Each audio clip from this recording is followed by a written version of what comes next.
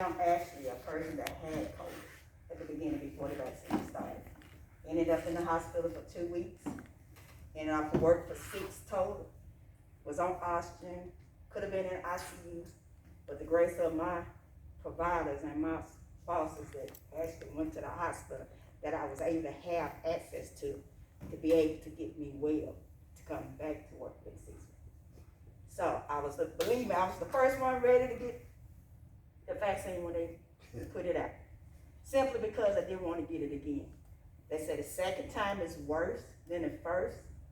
So my thing about it, if it was going to be worse than the first time when I was in the hospital for 2 weeks, I didn't want to get it again. Got the vaccine, ended up getting it again. Yes, I don't have it twice.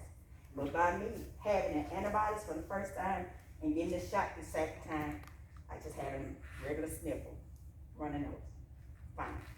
I am still with antibodies right to this day.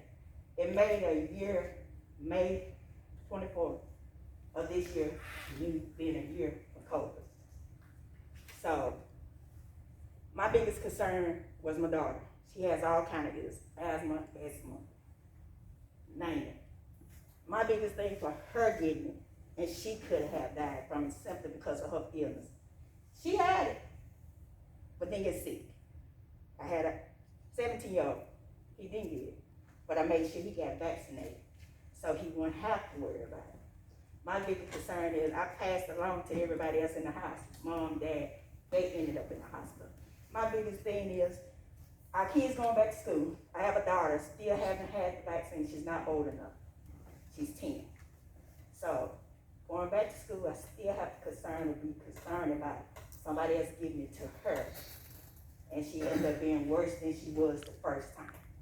And our thing is trying to get everybody vaccinated so we won't have another big breakout, which is everybody's talking about right now, another big breakout.